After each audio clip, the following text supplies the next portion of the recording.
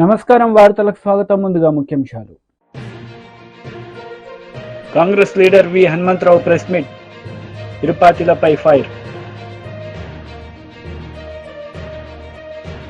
Perni Nani press meet, పలు అంశాలపై వివరణ. ఏపీ ప్రభుత్వ సలహాదారు సజ్జల రామకృష్ణారెడ్డి మీడియా సమావేశం నిర్వహించారు. ఈ సందర్భంగా ఆయన మాట్లాడారు. అందువల్ల ఊహాగానాలకో లేకపోతే బెట్టింగ్ గురించో ఇంకొక ఏదో సోషల్ మీడియాలో సర్క్యులేట్ చేసుకోవడము క్రియేట్ చేసుకున్న దానివల్ల ఏం ఫలితం ఉంటుంది అని అనుకోవట్లా. దానివల్ల ఆ తాత్కాలిక ఆనందం పొందాలని వాళ్ళు అనుకుంటే వాళ్ళని అనుకోండి. మేమైతే వాటిలోకి పోదలుచుకోవాలి.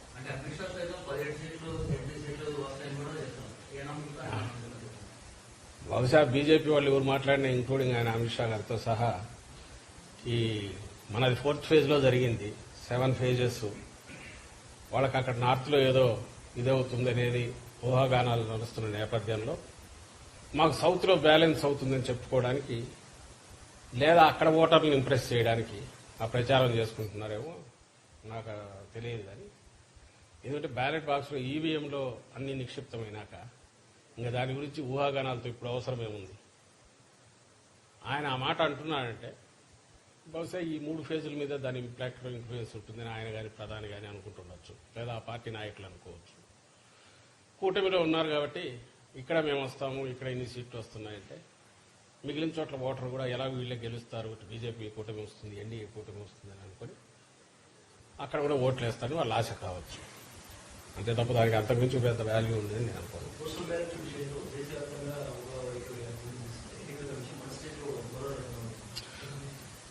దాని మీదనే రిప్రజెంట్ చేశాం. ఎప్పుడు లేనిది ఈసారి టీడీపీ వాళ్ళు పోస్టల్ బ్యాలెట్ అనగానే ఉద్యోగులంతా జగన్మోహన్ రెడ్డి గారికి వ్యతిరేకము, లేదా వైఎస్ఆర్సీపీ వ్యతిరేకం, వాళ్ళ కాకులు లెక్కలు వేసుకుని ఉద్యోగులు అనేవాళ్ళు ఈ సమాజంలో భాగము, వాళ్ళు అట్టడి కోరికల నుంచి వచ్చింటారు, వాళ్ళ కుటుంబాలకు సంబంధించిన వాళ్ళు, స్నేహితులు, బంధువులు, వాళ్ళు వ్యవసాయదారులు, లేదా ప్రభుత్వం నుంచి బెనిఫిట్స్ పొందుతున్న వాళ్ళు అన్నీ ఈ సొసైటీలో పార్ట్గా ఒక ఉద్యోగి అయినా ఈ రియాక్ట్ అవుతాడు తప్ప ఉద్యోగి అనేది క్లాస్ కాదు, అది ఒక క్యాస్ట్ కాదు. అయినా సరే వాళ్ళకి ఒకటి ఇమేజ్ క్రియేట్ చేసుకుని ఉద్యోగులంతా దీనికి వ్యతిరేకంగా కాబట్టి పోస్టల్ బ్యాలెట్లో ఏదో చేస్తారని దానికి తగినట్టు గతంలో ఎప్పుడు లేదు. బహుశా ఏ పార్టీ కూడా అడగదు. ఆ బ్యాలెట్ అనేది ఉంటే చాలు, మిగిలిన ఏది అక్కర్లేదంటూ కూడా ఈ మధ్య రిప్రజెంటేషన్లు ఇచ్చినట్టున్నారు ఆ ఆశతో. కానీ అది చల్లదు. యాక్చువల్ 19 అట్లా చూసుకుంటే నాకు గుర్తుండి మా గుంటూరులోనే 6,000 7,000 postal ballot out right cover మీద నంబర్ లేదని రిజెక్ట్ చేసినట్టు నాకు గుర్తు, సీరియల్ నెంబర్ లేదని. అట్లా కూడా చేశారు. ఈసారి ఏమో ఏది వద్దని వాళ్ళే అడుగుతున్నారు. ఈసీఐ ఏ గైడ్ లైన్స్ ఇచ్చినా దేశం అంతా ఎట్టుంటే అట్లా ఫాలో అయితే సరిపోతుంది. మాకైతే దాని మీద ఎలాంటి ప్రత్యేకమైన కోరిక లేదు. అయితే దేశం అంతా ఉన్నది ఇక్కడ ఫాలో కమ్మంటున్నాం. ఇక్కడ ఏదో వేరే డిఫరెంట్గా ఉన్నది, దాని మీద రిప్రజెంటేషన్ కూడా ఇచ్చాం. అది ఎందుకంటే that కాంట్రావిన్స్ the spirit of ECI ఇచ్చిన దాన్ని కాబట్టి దాన్ని తీసేయమని అడిగాము.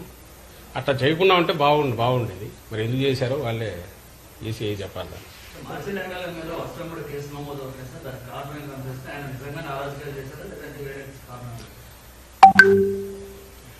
ఇప్పుడు మీరు గమనిస్తే గత 10-15 రోజులుగా అసలు అక్కడ ఏం జరుగుతుంది మాచర్ల అంటే మాచర్ల సెంట్రిక్ గానే మొత్తం ఎల్లో మీడియా కానీ ఆ పార్టీ కానీ టీడీపీ కానీ నడుపుతున్నారు, ఒక ఎమ్మెల్యేని టార్గెట్గా పెట్టుకుని. ఈ నేపథ్యంలో 2 చెప్పారు. ఒకటి, ఎన్నికల కమిషన్ అనేది ఏదైతే అంపైరింగ్ రోల్ చేయాలనో ఇక్కడ ఒక నిష్పక్షపాతంగా అటు ఇటు సైడ్ తీసుకోకుండా చేస్తాదనే మా ఆశ, చేయాలనే మా కోరిక. అందుకోసం ఎప్పుడైతే ఎన్నికల కోడ్ వచ్చినప్పటి దగ్గర నుంచి కూడా మీరు గమనిస్తే మా పార్టీ కానీ అధికారంలో ఉన్నప్పటికీ ముఖ్యమంత్రి గారితో సహా డిస్టెన్స్ అయ్యాం అక్కడికక్కడ.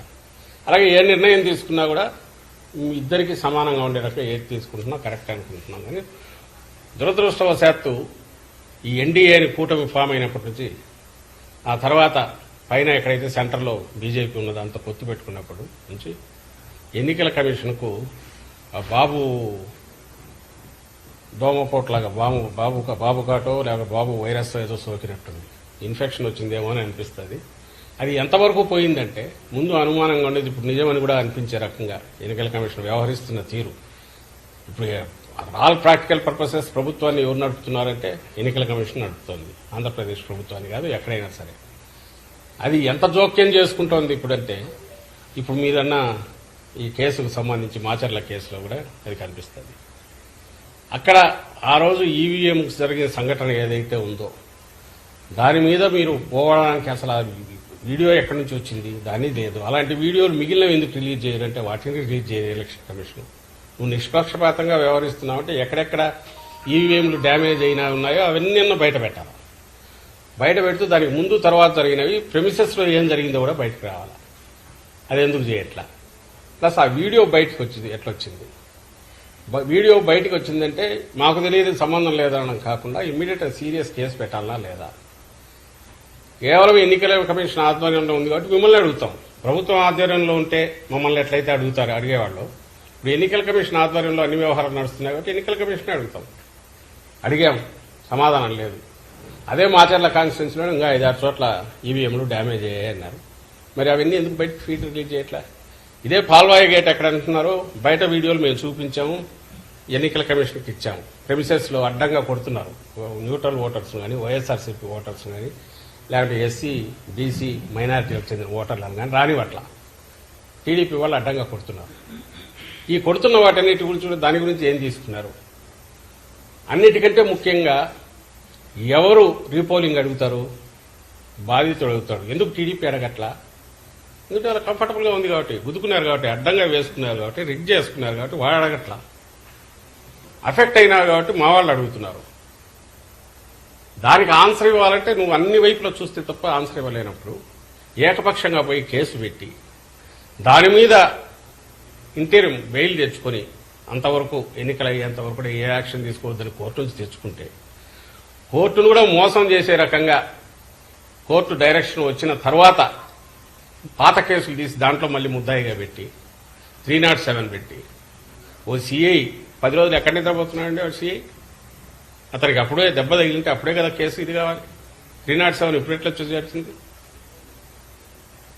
అది పెట్టి అది కూడా ఇప్పుడు కోర్టుది వచ్చిన తర్వాత మళ్ళీ 3 కేసులు తగిలేసి అంటే వస్తే అరెస్ట్ చేయాలని ఈరోజు దాంట్లో కూడా ఇచ్చినట్టుంది. మళ్ళీ పెడతామో తెలియదు ఇంకొన్ని కేసుల్లో.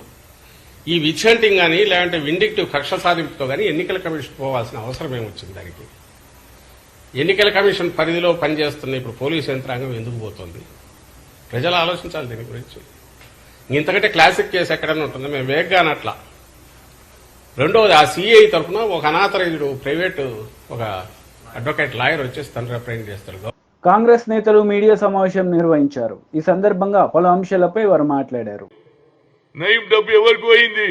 ప్రభుత్వానికి పోయిందా? పోలీసు వాళ్ళు తీసుకున్నారా? ఆఖరుకు ఆ భూములు ఎవరైతే లాక్కున్నాడో ఆ భూములు వాళ్ళు ఇప్పటి కూడా తిరుగుతూనే ఉన్నారు. కనుక ఈ చట్టాలు మార్చాలి.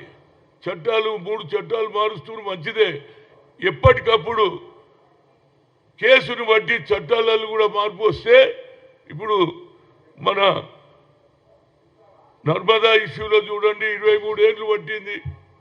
నర్మదా నది మీద పోతున్నటువంటి భూములు తీసుకుంటున్నారని ఆమె రైతుల పక్షాన కొట్లాడితే 23 ఏళ్ళు పడుతుందా? ఆఖరుకు నెగటివ్ వచ్చింది. ఆమె ఎక్కడ వాళ్ళు హైకోర్టు సుప్రీంకోర్టు వాళ్ళంటే ఎప్పుడు తెగుతుంది? మనం పూర్తి జీవితం అంతా ఇండ్లు అమ్ముకోవాలి, సొమ్ములు అమ్ముకోవాలి. కానీ వాయిదా వాయిదా, నా కేసు కూడా వాయిదా వాయిదా. మా ప్రభుత్వం వచ్చింది, నేను కేసు మన రేవంత్ రెడ్డి గారిని అడుగుతున్నా, ఇవి కావాలని పెట్టుకున్న కేసులు కాదు. బాబాసాహెబ్ అంబేద్కర్ రాజ్యాంగం రాసిండు, ఆయన తుణుకలు చేసిండ్రు. ఒక రోజు ముందు ఆయన 14 ఏప్రిల్ 13 పొద్దున చేసిండ్రు. దానికి కూడా ఇన్ని రోజులు పడితే ఎట్లా చెప్పండి? నేను అనేది ఇదే కాదు, దీనికి ఒక నా ఆలోచన ఉంది. ఎవరన్నా ఏమన్నా అనుకుని ప్రజల ముందు అందరిని పిలిపించి ఆడ ముందు ఉరి శిక్ష తీస్తే ఇక అందరు భయపడతారు. అరే ఉరి పడుతుందా? ఏమవుతుందా?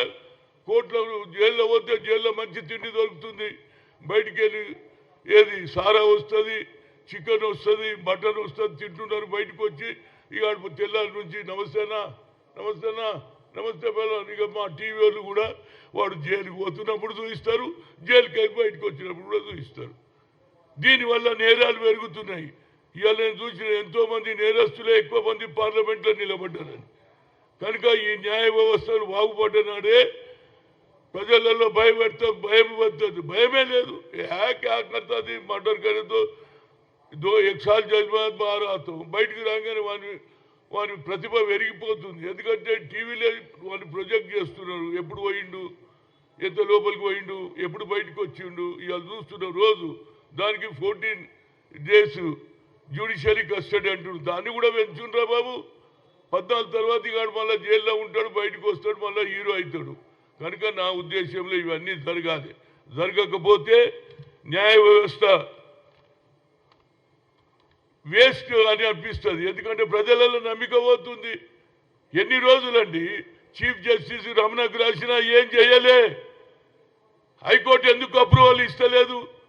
అంబేద్కర్ కేసులో, మన హాజీపూర్ కేసులో లోయర్ కోర్టు ఇచ్చింది. 2 కేసులలో ఏది లైఫ్ లాంగ్ ఇచ్చి లైఫ్ ఇంప్రిజన్మెంట్ ఇచ్చింది. 2వ కేసులో ఉరి శిక్ష అని ఇచ్చింది, అంటే హ్యాంగింగ్ అని ఇచ్చింది. దానికి ఇప్పటిదానిగా అడిగేటోడే లేడు. వాయిదాల మీద వాయిదాలు వేస్తుంటే ఊర్లలోకి వెళ్ళి కోర్టుకు రావాలి. ఎప్పుడు ఆ ఖర్చు ఎంత అవుతుంది? మాటికి వాయిదాలే. ఏ కేసు అయినా 10 ఏళ్ళు 20 ఏళ్ళు. ఇక భూములు అయితే చెప్పేది అవసరమే లేదు. ఆనాడు ఎన్టీ రామారావు పోతా ఈ పటేల్ పట్వారీని తీసేయడం వల్ల ఇవాళ ధరణి ఎందుకు వచ్చింది? ధరణితోటి మళ్ళీ ఇంకో కొత్త డ్రామా. ఇందిరాగాంధీ ఇచ్చిన 1981లో భూములు కూడా మళ్ళా దొరల చేతికి పోయింది. వాళ్ళతోటి ఇద్దరు చచ్చిపోతే దొంగ సంతకాలు చేసి హైకోర్టులో గెలుస్తారు. గెలిచి వచ్చి రెవెన్యూలో మేనేజ్ చేస్తారు. హెచ్ఎండిఏ పర్మిషన్ ఇచ్చేస్తుంది. వా, లోయర్ కోర్టు హైకోర్టులో కేసు ఉంటాడు. హెచ్ఎండిఏ ఎందుకు ఇచ్చిందని అడుగుతున్నా నేను. దానకిషోర్ గారికి నిన్న పోయి రిప్రజెంటేటివ్ కూడా వాళ్ళ ఊరోళ్ళు పోయి చేశారు. కనుక ఇవి తగాదాలు పోవాలండి.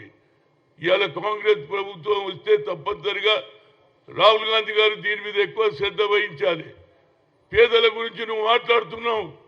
బడుగు బలైన వర్గాల ఏదైతే కులగణ చేయాలంటున్నావు, దేశంలో ఎవరు చేయలే, నువ్వే చేస్తున్నావు. నరేంద్ర మోడీ 10 ఏళ్ళున్నా ఏం చేయలే. 3 సార్లు కలిసిన ఆయన ఏం చేయలే. ఒక సెపరేట్ మినిస్ట్రీ చేయలే, కులగణ చేయలే. కానీ ఇవాళ దీని మీద కూడా రాహుల్ గాంధీ గారు ప్రధానమంత్రి అయితే దీని మీద కూడా చట్టాల మీద కూడా నియంత్రణ ఉండాలి. కేసు ఏదైనా 1 year 2 year లోపల సెటిల్ కావాలి. ఏం డబ్బరమే ఏంటండి? ఎవడో పోతే ఇవాళ జడ్జ్ సాబ్ లీవ్లు ఉన్నాడు, వాడు డేట్ ఇచ్చేస్తాడు. జడ్జ్ సాబ్ ఎక్కడో ట్రాన్స్ఫర్ అయిపోయాడు, మళ్ళీ డేటు. ఇట్లా డేట్ల మీద డేట్లు వాయిదాపే వాయిదా వాయిదాపే వాయిదా అని ఒక సినిమా చూసిన వాడు సత్యదానిక వాయిదాలే ఉంటాయి. ఓన్లీ డేట్లు మారుస్తుంటారు, తేదీలు మార్పులు తప్పితే ఏం జరుగుతలేదు. కనుక ఈ బ్రిటిష్ చట్టాలలో మార్పు రావాలి. అది రాజుల కాలంలో రాజద్రోహం ఉంటే దాన్ని కూడా ఇంకా దానిగా నడుస్తున్నది. మొన్న నర్సాపూర్ ఎంపీ మీద అక్కడ ప్రభుత్వం రాజద్రోహం కేసు కూడా పెట్టింది. అంటే ఈ చట్టాలలో మార్పు రావాలి. ఎందుకంటే సైబర్ క్రైమ్ నా కేసు ఒకటి చెప్తా.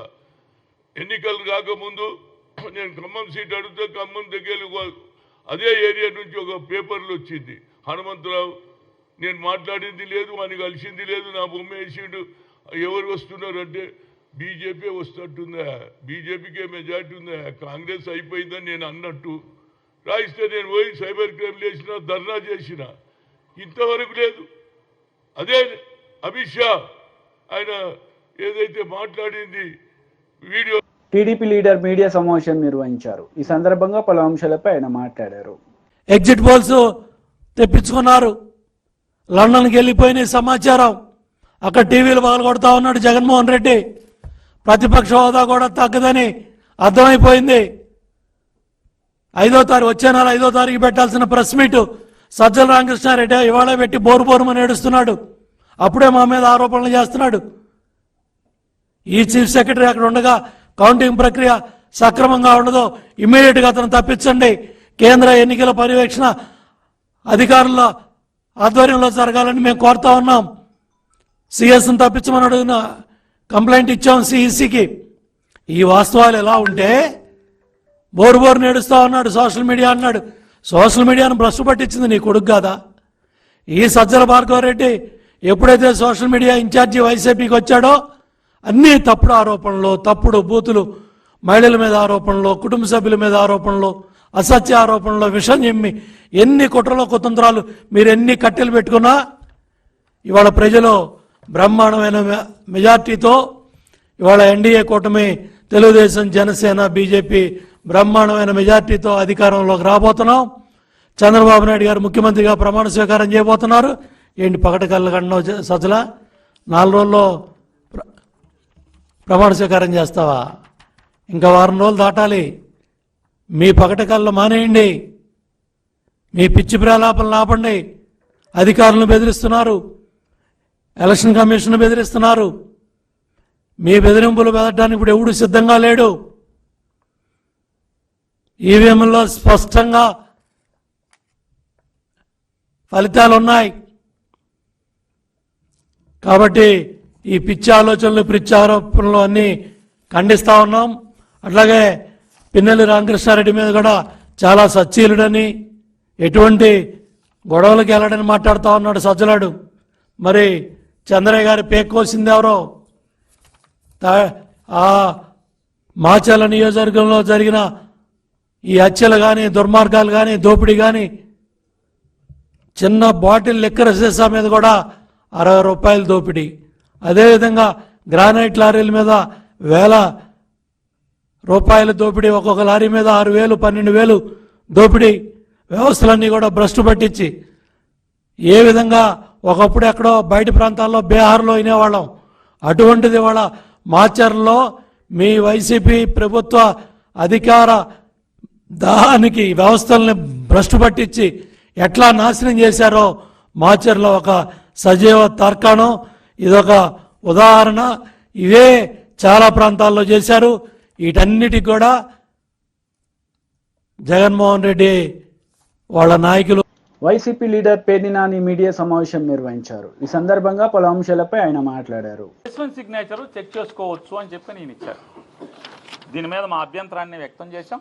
ఎందుకంటే ఆ స్పెసిఫిక్ సిగ్నేచర్కి అంటే ఒకటి ముందు భారతదేశంలో ఏ రాష్ట్రంలో కూడా ఈ వెసులుబాటు లేనటువంటి ఇంటర్ప్రిటేషన్ ఈ రాష్ట్రంలో ఎందుకు ఇచ్చారు? ఒకవేళ మీరు ఏదైనా ఒక రాజకీయ పార్టీ మీకు ఈ సందేహాన్ని వెలబుచ్చితే మీరేం చేయాలి? కేంద్ర ఎన్నికల సంఘానికి ఇక్కడ రాయాల్సింది. ఇక్కడ ఎంత పెద్ద అభియోగాన్ని, నేరాన్ని అవతల చేస్తున్నారు మేము ఇచ్చిన పెద్దానికి మీరు కేంద్ర ఎన్నికల సంఘానికి రాస్తున్నారు కదా, మరి దీన్ని ఎందుకు రాయలేదు? రాయకుండా మిగతా రాష్ట్రాల్లో లేనటువంటి వెసులుబాటు ఈ రాష్ట్రంలోనే ఎందుకు ఇచ్చారనేది మా అభ్యంతరాన్ని వ్యక్తం చేస్తూ మీరు పునరాలోచించాలి. దీనివల్ల స్మూత్గా అంటే పారదర్శకంగా ఘర్షణ లేని వాతావరణంలో అత్యంత పారదర్శకంగా జరగాల్సినటువంటి ఎన్నికల ఓట్ల లెక్కింపు రసాబసా అయ్యేటువంటి కార్యక్రమం జరగబోతోంది. ఎందుకని మీ స్పెసిఫిక్ సిగ్నేచరు పెట్టిన సంతకం మీరు ఏదైతే ప్రొవైడ్ చేసి ఆర్ఓలకు ప్రొవైడ్ చేసినటువంటి స్పెసిఫిక్ సిగ్నేచర్ ఈ బ్యాలెట్ పేపర్ మీద ఈ ఫారం కవర్ 13B 13Cలో ఉన్నటువంటి మీరు చేసినటువంటి వాటి మీద ఆ సంతకం చిన్న స్ట్రోక్ తేడా వచ్చినా ఎవరో ఒకరు అబ్జెక్ట్ చేస్తారు. ఎంతమంది ఏజెంట్లు ఉంటారు? 15-20 మంది కౌంటింగ్ ఏజెంట్లు ఉంటారు. ఒక్కడు అబ్జెక్ట్ చేసినా కూడా అది అభ్యంతరమే. ఈ గొడవలకు దారితీసేటువంటి పరిస్థితులు. ఎందుకని ఇంకోటి చెప్తున్నాం, ఆ ఇంటర్ప్రిటేషన్లో కూడా వారు రాసే దాంట్లో కూడా ఏమని రాశారంటే ఫెసిలిటీ సెంటర్ అంటే ఫెసిలిటేషన్ సెంటర్. పోస్టల్ బ్యాలెట్ వేయటాకి ఫెసిలిటీ సెంటర్ కూడా ఆర్ఓలే ప్రొవైడ్ చేశారు. కాబట్టి రాజ్యాంగం ఏం చెప్తుందంటే ప్రాథమిక హక్కు ఓటు వేయటం అంటది, అంతేగాని అది సీక్రెట్గా ఉండాలి. ఈ రచ్చలో ఏమవుతుంది, ఆ ఓటు ఎవరిదో తెలుస్తుంది, చెప్పాల్సిందే కదా. ఓటు ఎవరిదో తెలిసేటువంటి పరిస్థితులు ఉన్నాయి. రెండవది సీక్రెసీ అనేది మనకి రాజ్యాంగం చెప్పి ఎలక్షన్ కమిషన్ ఆఫ్ ఇండియా చెప్పినటువంటి సీక్రెసీ అనేది పోతుంది. రెండవది రచ్చరచ్చ రభస అయ్యేటువంటి కార్యక్రమం. సహజంగా మనమే ఉంటాం, బ్యాంకుకి వెళ్ళినప్పుడు స్పెసిఫిక్ సిగ్నేచర్ పెట్టమన్నప్పుడు మానవ నైజం చాలా జాగ్రత్తగా మన సంతకాన్ని పెడతాం. అదే ఒక 100 చెక్కులు ఇచ్చి 100 మీద నీ సంతకం పెట్టమంటే ఖచ్చితంగా స్ట్రోకులు తేడా ఉంటాయి. లేదు నువ్వే 100 సంతకాలు కాగితాలు ఇచ్చి ఒకేసారి 100 సంతకాలు పెట్టమంటే నిర్లక్ష్యం వస్తుంది, విసుగు వస్తుంది. మరి స్ట్రోక్ తేడా ఉంటే అబ్జెక్షన్ చేస్తే ఇదంతా రచ్చే కదా. గొడవలకు దారి తీసేటువంటి పరిస్థితులే కదా. ఎలక్షన్ కమిషన్ ఆఫ్ ఇండియా చెప్పనటువంటి నియమావళిని మీరు ఎట్లా ఇంటర్ప్రిట్ చేస్తారు? చేయకూడదు కదా. ఎలక్షన్ కమిషన్ ఆఫ్ ఇండియా లేనటువంటి నియమావళిని, వెసులుబాటుని కేవలం ఆంధ్రప్రదేశ్ రాష్ట్రంలో ఒక రాజకీయ పార్టీ వచ్చి కాగితం ఇవ్వగానే ఈ రకమైన ఇంటర్ప్రిటేషన్ ఇవ్వటం అనేది ఎలా పారదర్శకంగా ఉంటుంది, ఎలా నిష్పక్షపాతంగా ఉంటుంది? కాబట్టి దీన్ని పునరాలోచించాలని చెప్పని ఆంధ్రప్రదేశ్ రాష్ట్ర ఎన్నికల సంఘాన్ని మేము కోరటం జరిగింది. దీన్ని కూడా వారు కూడా చూపించడం జరిగింది. వారు కూడా తీశారు బయటికి. వారు కూడా ఎలక్షన్ కమిషన్ ఆఫ్ ఇండియాలో చూసి అన్నీ కూడా చెప్పాం. ఈ రికమెండేషన్ మనం వారికి ఇవ్వడం జరిగింది. ఇచ్చి ఫెయిర్ అండ్ పీస్ఫుల్ కౌంటింగ్ జరగటానికి ఈ నిర్ణయాన్ని పునరాలోచించమని చెప్పని, భారతదేశంలో ఏ రాష్ట్రాల్లో లేకుండా కేవలం ఆంధ్రప్రదేశ్ రాష్ట్రంలోనే ఎలక్షన్ కమిషన్ నియమావళికి మీరి అంటే దాటి ఈ రాష్ట్రంలోనే ఇటువంటి సర్క్యులర్ ఇవ్వటం ఎంతవరకు ధర్మం అని చెప్పని కూడా వారిని మా విన్నపాన్ని వారికి చెప్తూ పునరాలోచించి మంచి నిర్ణయం తీసుకోండి. ఫెయిర్ అండ్ పీస్ఫుల్ ఎలక్షన్ జరిగేట్టుగా, కౌంటింగ్ జరిగేట్టుగా ఇన్నాళ్ళు కష్టపడ్డారు, మంచో చెడో ఏదో చేసుకుంటారు. బీఆర్ఎస్ లీడర్ మీడియా సమావేశం నిర్వహించారు. ఈ సందర్భంగా పలు అంశాలపై ఆయన మాట్లాడారు. సివిల్ సప్లైస్ కార్పొరేషన్ ఎండి నుంచి ఉత్తర్వులు వస్తూ ఉన్నాయి. ఏమని వస్తూ ఉన్నాయంటే ప్యాడీకి సంబంధించినటువంటి రిలీజ్ ఆర్డరు మిల్లర్ల వారీగా ఎండి ఆఫీస్ నుంచి రిలీజ్ ఆర్డర్ తీసుకొస్తా ఉన్నారు. ఆ మిల్లర్ తన అకౌంట్ సెటిల్ చేసుకోవడం, అసలు ధరతో పాటు మీరు విధించినటువంటి ప్రైవేట్ పెనాల్టీ ఏదైతుందో, లంచం ఏదైతుందో ఆ ట్యాక్స్, మీ బ్రూ ట్యాక్స్ కట్టినటువంటి వాళ్లకు జిల్లా స్థాయిలో ఉండేటువంటి మీ డిసిఎస్ఓ గారు, మీ డిఎంసిఎస్ఐ గారు అప్పుడు వారికి క్లియరెన్స్ ఆర్డర్ ఇష్యూ చేస్తూ ఉన్నారు. ఇది అధికారికంగానే కుంభకోణం జరిగింది. వీళ్ళు ఏం సీక్రెట్ అక్కర్లేదు.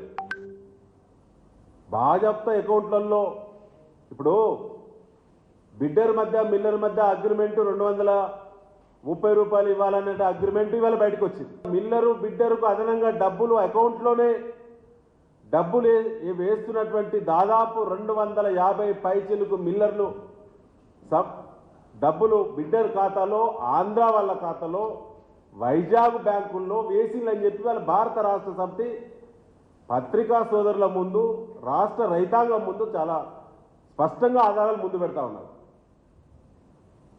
మరి దీనికి విజిలెన్స్ శాఖ ఎక్కడున్నది? విజిలెన్స్ డిపార్ట్మెంటుకు ఇంతకంటే ఎక్కువ ఆధారాలు ఏం కావాలి? ఇలా ఫుడ్ గ్రెయిన్స్ చట్టాన్ని అమలు పరుస్తున్నటువంటి సంబంధిత అధికారులు ఎందుకు స్పందించడం లేదు? ఇవాళ ఏసీబీ పరిధిలో కూడా ఇది వస్తుంది ఇమీడియట్గా రాష్ట్రంలో. ఇది nothing but corruption, open corruption. ఇవాళ ఇది రైతుల సొమ్ము, ప్రభుత్వ సొమ్ము ఇంత విచ్చలవిడిగా దోపిడీ చేస్తుంటే ఏసీబీ కూడా స్పందించాలి, స్టేట్ విజిలెన్స్ స్పందించాలి. ఇవాళ కొన్ని పరిమితులు ఉన్నాయి కాబట్టి భారత రాష్ట్ర సమితి ఇంకా 4-5 రోజుల సమయం తీసుకుంటుందంటే ఎన్నికల కోడ్ ఉందని చెప్పి. ఎన్నికల కోడ్ ముగియగానే సివిల్ సప్లైస్ భవన్ పంజాగుట్టలో తీవ్రమైన నిరసనకు భారత రాష్ట్ర సమితి నిర్ణయం చేయబోతుంది. అప్పటికి స్పందించకుంటే ఈ టెండర్లను, రైస్ టెండర్ కానీ ధాన్యం టెండర్లు కానీ రద్దుపరచకుంటే, అక్రమంగా వసూలు చేసిన 100 కోట్ల రూపాయలు ఎక్కడున్నాయో వెంటనే వాటిని సీజ్ చేయకుంటే, చట్టపరమైన తదుపరి చర్యలు చేయకుంటే ఎన్నికల కోడ్ ముయ్యగానే భారత రాష్ట్ర సమితి ఆందోళనలకు శ్రీకారం చుడుతుంది. మిత్రులారా, ఇవాళ ఉత్తమ్ కుమార్ రెడ్డి గారు మొన్న ఒక మాట మాట్లాడండి. మా కేటీఆర్ గారు అందులో టెండర్లో పాల్గొన్నటువంటి ఒక సంస్థ కేంద్రీయ బండార్, అది బ్లాక్ లిస్ట్లో ఉంది అని చెప్పి పేపర్ మీ ముందు పెడితే దాన్ని బీఆర్ఎస్ గవర్నమెంట్ అప్పుడే బ్లాక్ లిస్ట్లోకి వెళ్ళి డిలీట్ చేయబడింది అని చెప్పి ఆన్సర్ ఇచ్చారు. అదే గొప్పతనం కాదు ఉత్తమ్ కుమార్ రెడ్డి గారు. ఇవాళ కేంద్రీయ బండార సంస్థ ఏకలవ్య స్కూళ్ళకి సప్లై చేస్తామని టెండర్ వేసి డిఫాల్ట్ అయింది. ఏకలవ్య స్కూల్ సంబంధించినటువంటి ఒక ఆర్డర్ కూడా బ్లాక్ లిస్ట్లో ఉన్నది. ఏపీ స్టేట్ ఎంఐడిసి ఆంధ్ర రాష్ట్రంలో కూడా మెడిసిన్ సప్లై చేస్తామని డిఫాల్టర్ అయింది. ఆంధ్ర రాష్ట్రంలో డిఫాల్టర్ ఉన్నది. ఇవాళ అదొక్కటే కాకుండా ప్రత్యేకంగా యూపీలో కూడా డిఫాల్టర్గా ఉన్నది, మధ్యప్రదేశ్లో డిఫాల్టర్గా ఉన్నది. తెలంగాణలో ఏకలవ్య స్కూల్ సంబంధించి సెక్రటరీ కూడా రోనాల్డ్ రాజు గారు అప్పుడు రెండో ఆర్డర్ కూడా ఉన్నది. రెండో ఆర్డర్ కూడా ఇలా పత్రికా సోదరుల ముందు మళ్ళీ విడుదల చేయడం జరుగుతున్నది. ఇది కూడా బ్లాక్ లిస్ట్లో లైవ్లో ఉన్నది. ఇదే కాకుండా మైనార్టీ వెల్ఫేర్ సంబంధించి కూడా బ్లాక్ లిస్ట్లో ఉంది తెలంగాణ రాష్ట్రంలో. అది కూడా ఇవాళ లైవ్లో ఉన్నది. ఇవాళ ప్రభుత్వంలో వార్తలు ముగించే ముందు ముఖ్యాంశాలు మరోసారి. Congress leader V Hanumantha Rao press meet, తిరుపతిలపై ఫైర్. పేర్నినాని ప్రెస్ మీట్, పలు అంశాలపై వివరణ. ఈ వార్తలు ఇంతటితో సమాప్తం. తిరిగి ప్రసారమయ్యే వార్తల్లో మళ్ళీ కలుద్దాం. అంతవరకు సెలవు. నమస్తే.